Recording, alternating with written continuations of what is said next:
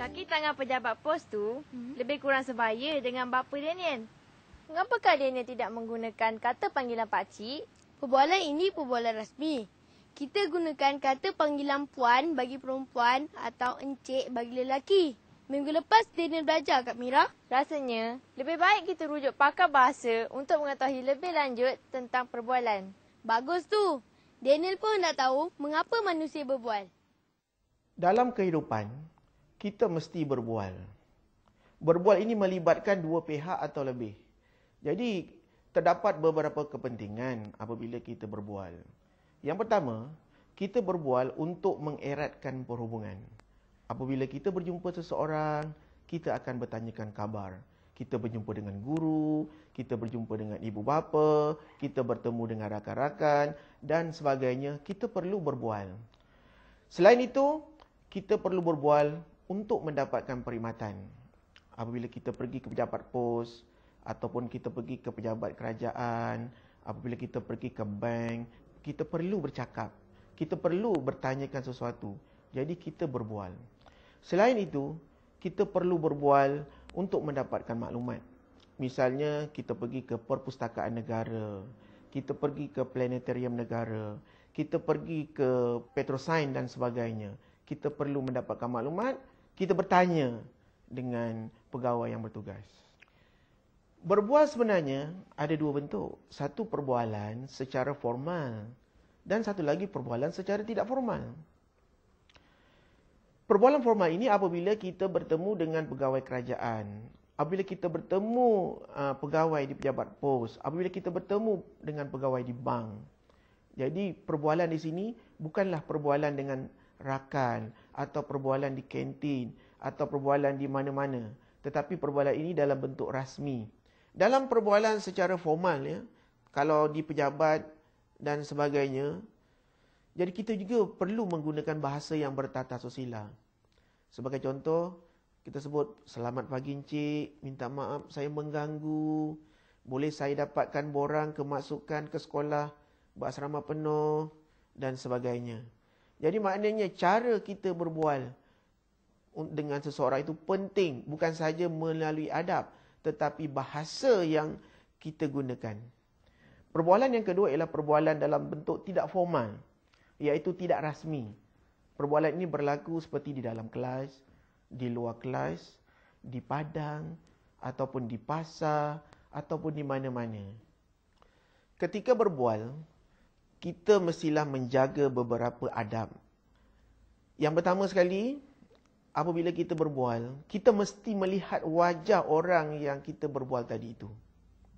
Supaya orang yang berbual dengan kita tadi tidak berasa kecil hati dan dia yakin bahawa kita menunjukkan minat untuk berbual dengannya. Itu yang pertama sekali.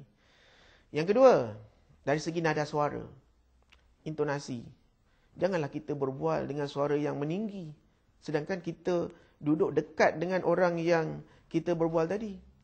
Selain itu, kita hendaklah menggunakan bahasa yang sopan. Maknanya bahasa yang tidak menyakiti orang lain, bahasa yang disenangi, dan bahasa yang sedap didengar, atau bahasa yang lembut. Maknanya apabila kita berbicara atau kita berbual dengan seseorang, bahasa itu akan menunjukkan kita ini merendah diri. Sebagai contoh, "Maafkan saya cikgu, izinkan saya keluar ke tandas." Seterusnya, apabila kita berbual, ini yang penting. Kita mestilah menggunakan kata panggilan yang sesuai atau kata sapaan yang sesuai. Sebagai contoh, kita mesti tahu menggunakan kata panggilan untuk guru, untuk ibu bapa, untuk kawan-kawan atau untuk pegawai kerajaan.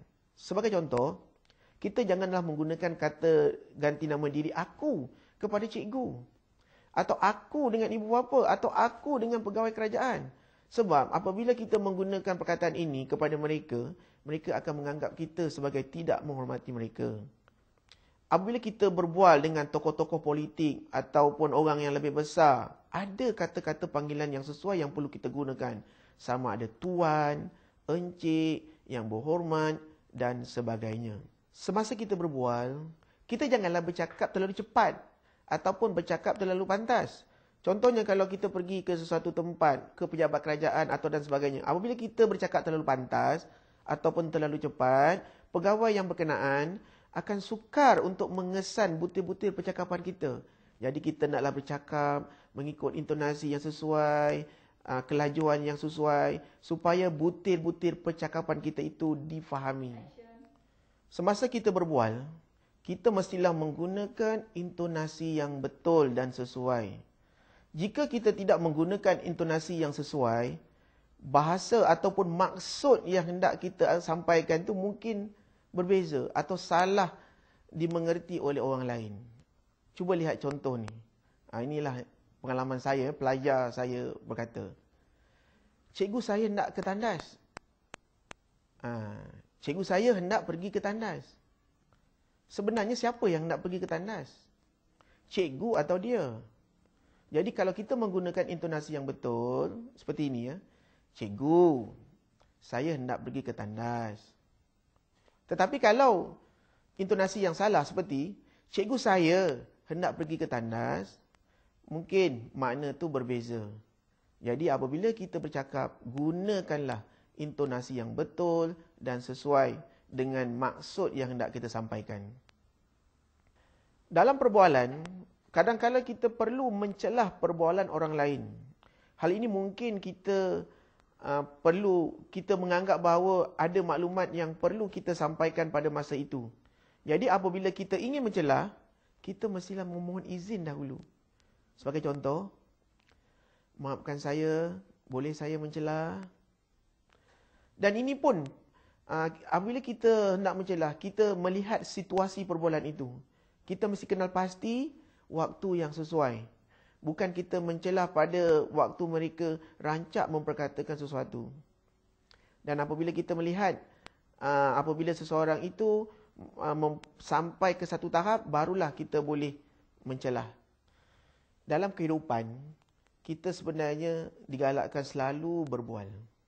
Apabila kita berjumpa dengan seseorang, kita berbual. Sebab, apabila kita berbual, kita akan dapat menghilangkan rasa takut atau malu dalam diri.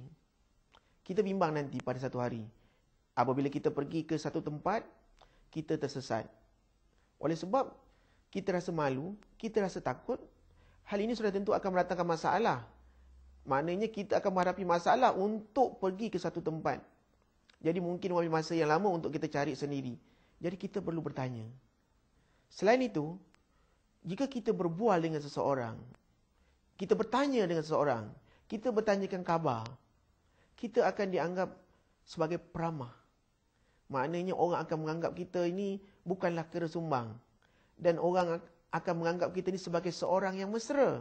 Jadi, orang akan menyenangi kita. Jadi nasihat saya, apabila kita bertemu dengan seseorang di mana-mana, walaupun tak kenal, kita mulakan perbualan. Kita bertanya, encik nak ke mana? Kakak dari mana? Dan sebagainya. Melalui cara inilah, orang akan menyenangi kita, menyukai kita, dan mereka akan menganggap bahawa kita ini boleh dijadikan kawan. Dengan perbualan, kita akan mudah mendapat kawan. Inilah salah satu kepentingan ya. Apabila kita suka berbual, kita rajin berbual. Apabila kita bertemu dengan orang, kita berbual. Kalau orang tak mulakan perbualan, kita yang memulakan perbualan.